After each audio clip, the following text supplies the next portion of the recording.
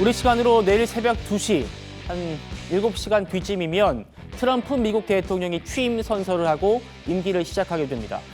워싱턴 DC로 이동하기 전에 플로리다 자택에서 한 참모한테 이런 농담을 던졌다는 게 지금 화제가 되고 있습니다. 바로 보시죠.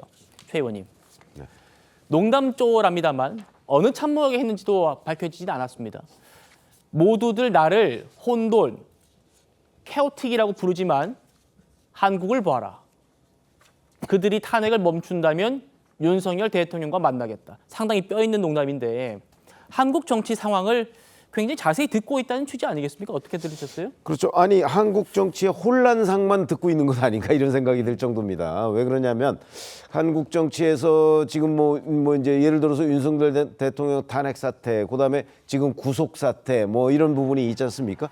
사실 이거 외에 그 한국 정부가 미국 정부와 하고 있는 여러 가지 그 어떤 동맹 유대 뭐 이런 것들은 지금 뭐 굳건히 유지가 되고 있거든요.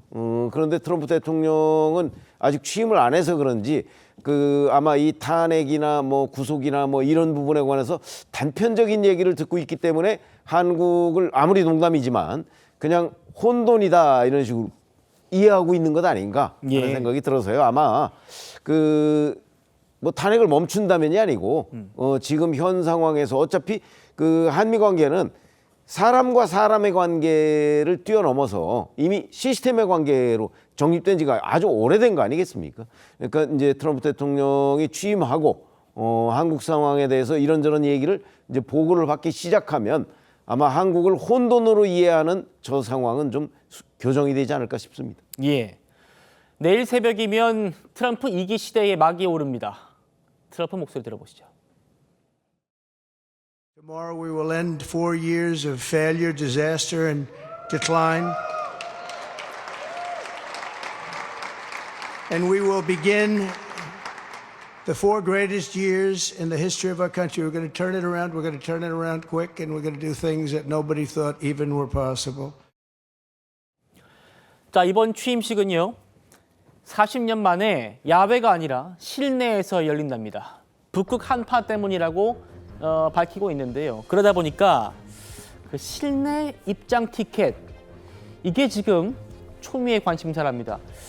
기존에는 야외다 보니까 25만 장이나 뿌려놨답니다. 그런데 실내 수용 인원이 보시는 것처럼 로툰다에는 600명밖에 못 들어가고 아레나 체육관에는 2만 명 들어가기 때문에 2만 600명, 25만 장을 뿌려놨는데 10%도 실내에 못 들어간다는 겁니다. 그래서 그 실내에 들어가기 위해서 굉장히 외교전이 치열하다고 하는데 정혁재 변호사님. 네네. 일단 그 실내에 들어간 한국이 누군지도 지금 취재가 됐습니다. 우리 정부 대표격인 조현동 미국 대사, 정용진 회장, 김범석 쿠팡 창업자, 그리고 김성집 회장. 김성집 회장은 모르시는 분들 있으실 텐데 우리나라 최대 와인 수입 업체의 회장입니다. 25만 명 중에 2만 명, 그 중에서도 600명 이렇게 좀 축하 인사들의 또 급도 나눌 수 있는 것 아닌가 이렇게 또 해석되는데 어떻게 보십니까? 일단은 지금 모든 나라의 모든 사람들이 트럼프 대통령과 어떻게든 한번 만나보려고 노력하고 있지 않습니까? 캐나다 총리는 말하라고까지 가가지고 그렇게 할 정도로. 그런데 그렇기 때문에 아마 이번에 그 실내 취임식에 그 참석한 사람이 누구냐에 대해서 많은 사람들이 관심을 가질 수밖에 없다. 저는 그런 생각이 들고요. 왜냐하면 트럼프 대통령의 기조가 관세를 비롯해서 아주 강한 그 메가 그걸 하고 있기 때문에 그런데 제가 봤을 때 참 안타깝다라는 생각이 드는 것이 만약에 우리나라가 이런 상황이 아니고 정상적이었다라고 하면 당연히 우리나라 대통령이 저기에 참석하고 조현동 주미대사가 저기에 참석하진 않았을 것이 아닌가. 그렇다라고 하면 우리나라 기업인들도 하다못해 몇 명이라도 더 들어가지 않았을 거 아닌가. 더군다나 지금 한미 관계가 굉장히 중요한 상황이 되지 않겠습니까? 다른 걸 다 떠나가지고 방위 분담금 우리나라가 10억 달러 정도 내고 있는데 이걸 트럼프 대통령 100억 달러까지 올리겠다 이런 이야기를 하고 있는 그런 마당에 지금 우리나라 국내 정치 상황이 트럼프에 의해서 농담화될 수 있는 그런 상황이 되었다라고 하는 게 너무너무 속이 상하다. 저는 그런 생각 듭니다. 예. 자, 2만 명이 들어가는 실내 취임식보다 더 가치 있다고 평가받는 게 바로 취임식 이후에 열리는 만찬 무도회입니다. 최 의원님. 이 무도회에는요. 정말 핵심 인사들, 소수의 VIP들만 들어간다.